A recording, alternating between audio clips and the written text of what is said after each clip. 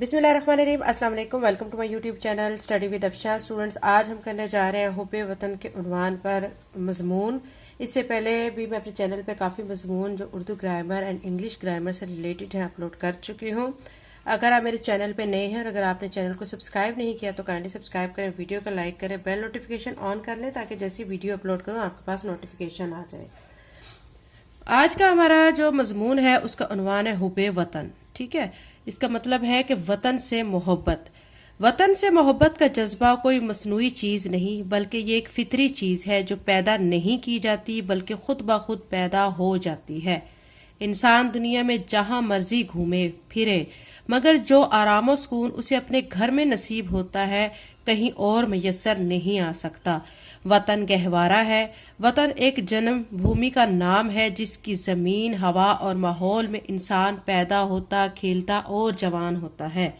وہیں اس کے ماں باپ، بہن بھائی، ہمدرد اور غم گسار موجود ہوتے ہیں۔ انسان کو ان سب چیزوں سے لگاؤ ہوتا ہے اور وہ ان سے جدا ہوتے ہوئے مضطرب اور بے چین ہو جاتا ہے۔ اس لیے وطن کو سونی دھرتی کا نام دیا جاتا ہے۔ جنت سے کہیں بڑھ کے ہنسی میرا وطن ہے، ہم سر ہے فلک کی جو زمین میرا وطن ہے۔ وطن ایک گھر ہے جس سے انسان کی محبت ایک فطری امر ہے۔ عام مشاہدے کی بات ہے کہ جانور اور پرندے بھی شام کو اپنے ٹھکانوں اور گھونسلوں میں واپس پہنچ جاتے ہیں۔ انہیں وہی سکون ملتا ہے جہاں ان کا گھر ہوتا ہے۔ گویا حب وطن ایک ایسا جوہر ہے جو ہر انسان حیوان میں فطری طور پر پایا جاتا ہے۔ اپنے وطن کی مٹی عزیز ترین متاع حیات ہے۔ دیس کے کانٹے سنبل اور ریحان کے پھولوں سے زیادہ دلکش محسوس ہوتے ہیں۔ یہی وجہ ہے کہ رسالت مآب صلی اللہ علیہ وسلم نے جذبہ حب وطن کو جزو ایمان قرار دیا ہے۔ ہمارے نبی صلی اللہ علیہ وسلم کو بھی اپنے وطن مکہ مکرمہ سے بے حد لگاؤ تھا۔ جب آپ صلی اللہ علیہ وسلم نے وہاں سے مدینے کو ہجرت فرمائی تو آپ صلی اللہ علیہ وسلم دکھی ہو گئے۔ آپ نے شہر مکہ کو مخاطب کرتے ہوئے فرمایا، اے مکہ، تو مجھے دنیا میں سب سے زیادہ عزیز ہے، لیکن کیا کروں تیرے بیٹے مجھے یہاں رہنے نہیں دیتے۔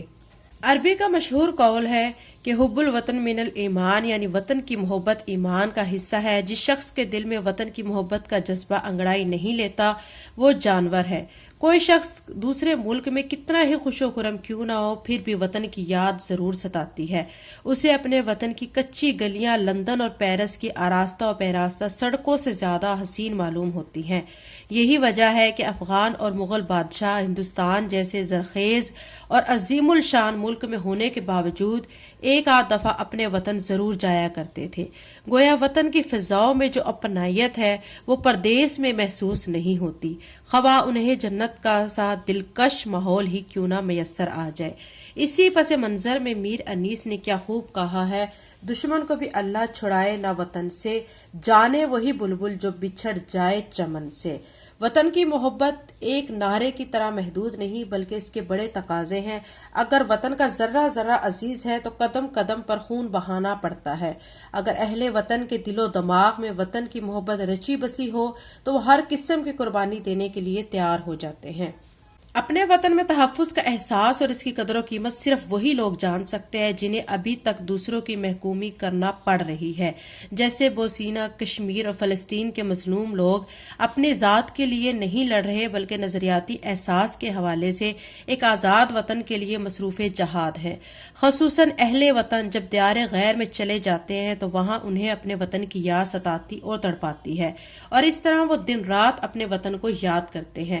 بعض اوقات یہ تڑپ اور لگن اس قدر سر اٹھاتی ہے کہ اسے سنبھالنا مشکل ہو جاتا ہے، اور انسان یہ سوچتا ہے کہ کاش ایسا ہو جائے کہ وہ پلک جھپکتے ہی اپنے وطن پہنچ جائے۔ حب وطن رکھنے والے اپنے وطن کی فلاح و بہبود کے لیے کوشاں رہتے ہیں۔ وہ لوگ جنہیں اپنے وطن سے دیوانگی کی حد تک لگاؤ ہوتا ہے وہ اپنے وطن میں روکھی سوکھی کھا کر گزارا کر لیتے ہیں۔ پاکستان ہمارا وطن ہے جو اسلام کے نام پر وجود میں آیا۔ اس ملک کے لیے ماؤں نے اپنے بیٹوں کو، بہنوں نے بھائیوں کو، بیویوں نے اپنے سہاگ اور ننھے بچوں نے اپنے والدین کو وطن کے نام پر قربان کیا۔ گویا ہم کہہ سکتے ہیں کہ ہم نے اپنے خون کے دیپ جلا کر اس وطن کی بنیاد رکھی ہے۔ یہ وہ وطن ہے جس کے نظاروں میں جنت کی بہاروں کا حسن اور جس کی سرزمین فلک کی ہمسری کا دعویٰ کرتی ہے۔ आज गोया पाकिस्तान एक हकीकत की सूरत में हमारे सामने मौजूद है, मगर दुश्मन ने उसे दिल से तस्लीम नहीं किया और वो हमेशा इस मौके की तलाश में रहता है कि किसी तरह इस वतन अजीज को ताख्तो ताराज करे, लेकिन वतन के रखवाले भी गाफिल नहीं। वो बाजुओं में इतनी ताकत रखते हैं कि जो इस अर्ज़े मुकद्दस की तरफ नजर बद से देखे उसकी आंखें निकाल दें और इन पांवों को तोड़ दें जो इस पाक सर जमीन को ताराज करने के लिए आगे बढ़े।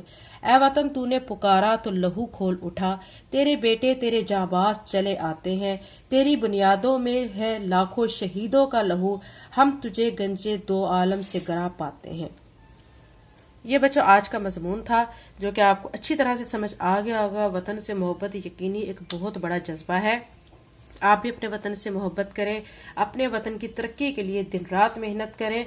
और मेहनत कैसे की जा सकती है? अच्छी तालीम हासिल करके, अच्छे मार्क्स हासिल करके और अच्छे मुकाम पर जाकर हम अपने वतन की खिदमत कर सकते हैं।